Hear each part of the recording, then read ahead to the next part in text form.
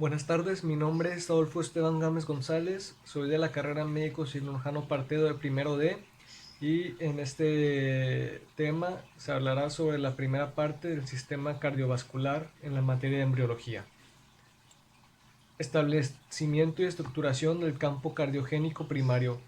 El sistema vascular aparece en la mitad de la tercera semana, cuando el embrión ya no es capaz de satisfacer sus necesidades nutricionales solo por difusión. Las células cardíacas progenitoras se sitúan en el epiblasto, justo a un lado del extremo craneal de la línea primitiva. De aquí migran por la línea interior de la capa esplánica del mesodermo de la placa lateral, donde algunas forman un grupo de células parecido a una herradura, llamado campo cardiogénico primario, o en sus siglas CCP, en posición craneal con los pliegues neurales.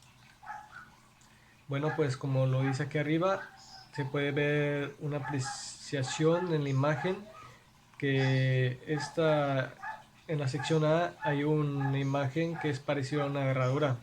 Esta es una vista dorsal del presómita o presomítico tardío de aproximadamente 18 días. Tras eliminar a los amnios, tras eliminar el amnios. Las células cardíacas progenitoras migran y forman del campo cardiogénico primario situado en la capa explácnica del mesodermo de la placa lateral.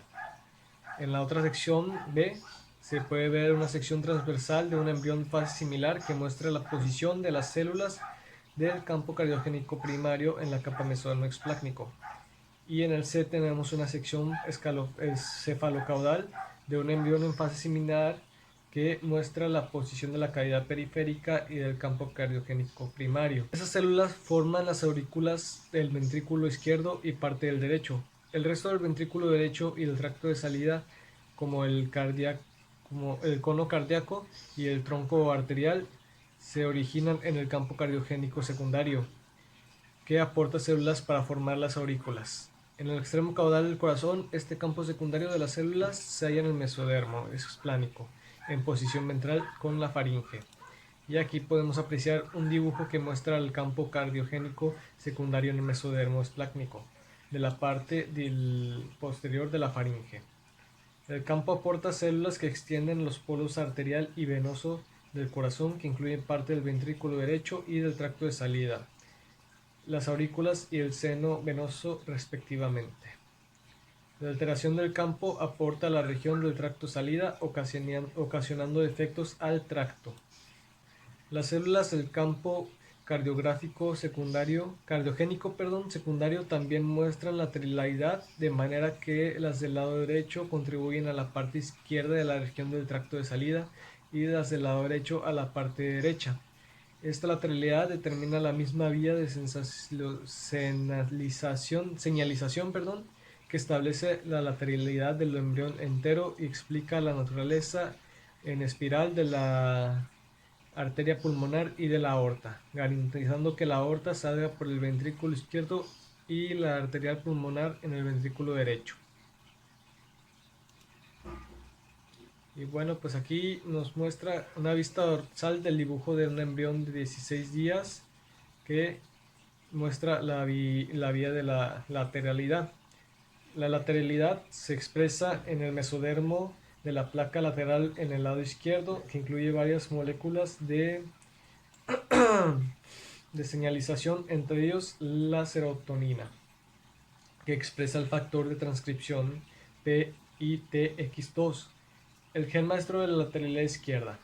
Esta vía especifica el lado izquierdo del cuerpo, además de programar las células cardíacas en los campos cardiogénicos primarios y secundarios. También se especifica el lado derecho, pero no se conocen con certeza los genes encargados de la estructuración. Además del campo cardiogénico, aparecen otros islotes sanguíneos a ambos lados, en paralelo y cerca de la línea media del escudo embrionario. Estos islotes dan origen a un par de vasos longitudinales, las aortas dorsales. Y bueno, pues las aortas dorsales son las arterias que el embrión de los vertebrados en el embrión de los vertebrados, que llevan la sangre de los arcos aórticos al tronco y miembros. Formación y posición del tubo cardíaco. En un principio, la parte central del área cardiogénica está situada delante de la membrana bucofaringea y la placa neural. Pero al cerrarse el tubo neural y al formarse las vesículas del encéfalo, el sistema nervioso central crece gradualmente con tanta rapidez que se extiende sobre la región cardiogénica central y la futura cavidad pericárdica. Y bueno, pues estas son figuras que muestran los efectos del crecimiento rápido del encéfalo que tiene en la posición del corazón. Al inicio del área cardiogénica, la cavidad pericárdica está delante de la membrana bucofaringea y se puede observar que en el A es de 18 días, en el B de 20 días, en el C 21 días y en el D 22 días. Conforme el embrión crece y se inclina hacia la parte cefalocaudal, también se pliega en forma lateral. Al mismo tiempo, la parte curva en forma de herradura se expande para formar el futuro tracto de salida y las regiones ventriculares. Bueno, estas son secciones transversales de embriones en varias fases del desarrollo que muestran la formación de un tubo cardíaco a partir de un par de primordios. En el A tenemos un embrión presómita de 17 días, en el B un embrión presómita tardío de 18 días y en el C, es una fase de 8 sómitas de 22 días.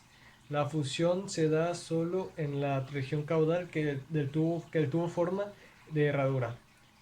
El tracto de salida y la mayor parte de la región ventricular se forman al expandirse y crecer la parte curva de la herradura. Las regiones caudales del par de primordios cardíacos se fusionan, excepto con los extremos más caudales. Requiere drenaje venoso en un polo caudal y empieza a bombear sangre por el primer arco aórtico hacia la aorta dorsal en su polo craneal. Bueno, pues aquí tenemos una vista frontal de un embrión que muestra el corazón en la cavidad de pericárdica y del desarrollo del tubo digestivo, junto con las aberturas anterior y posterior. El par original del tubo del primordio se fusionan en un solo de los extremos caudales que permanecen separados. Formación de la asa cardíaca. El, el tubo cardíaco sigue alargándose a medida que se incorporan en el extremo craneal de las células provenientes del campo cardiogénico secundario. Al irse alargando el tracto de la salida del tubo cardíaco empieza a curvarse en el día 23. La parte cefálica del tubo lo hace en sentido ventral, caudal y hacia la derecha. La porción auricular, inicialmente una estructura para situar fuera de la cavidad pericárdica, produce una aurícula común y se incorpora a la cavidad pericárdica. Y esta es una formación del asa cardíaca. En el A es de 22 días, en el B es de 23 días y en el C de 24 días. En el D se muestra una vista frontal del tubo cardíaco durante la formación del asa de la cavidad pericárdica. El ventrículo primitivo se desplaza en sentido ventral y hacia la derecha, mientras que la región auricular se hace en el sentido dorsal y hacia la izquierda. La parte auricular cambia de dirección hacia la región dorsocraneal y hacia la izquierda. Esta curvatura, que puede deberse a cambios de la forma de las células, crea la asa cardíaca, esta que determina el día 28. Mientras está formándose, las expansiones locales se distinguen a todo lo largo del tubo. Aquí tenemos una imagen de un corazón de un embrión de 5 milímetros de 28 días. En el A se puede observar la vista desde la izquierda y en el B la vista frontal. El bulbo arterial se divide en tronco arterial, cono cardíaco y parte trabeculada del ventrículo derecho, línea punteada. Es una línea punteada pericardia. La articulación o auriculoventricular permanece estrecha y da origen al conducto auroventricular que une la aurícula común y el ventrículo embrionario temprano. La porción media del cono lateral producirá los tractos de salida en ambos ventrículos. La parte distal del bulbo, el tronco arterial, constituirá las raíces y la parte proximal en la aorta de la arteria pulmonar. Bueno, pues tenemos una imagen de una sección frontal del corazón de un embrión de 30 días que muestra el agujero intervencular este, primario y la entrada de la artícula del ventrículo izquierdo primitivo. Se puede observar el borde del bulbo ventricular y las flechas que son en dirección del flujo sanguíneo. Desarrollo del seno venoso. A medida de la cuarta semana, el seno venoso recibe sangre venosa de las astas de los senos derechos e izquierdo. Cada asta la recibe tres venas importantes. La primera es la vena vitelina, la segunda la vena umbilical y la tercera la vena cardinal común. En un principio la comunicación entre el seno y la aurícula es amplia, pero pronto la entrada del seno se desplaza a la derecha.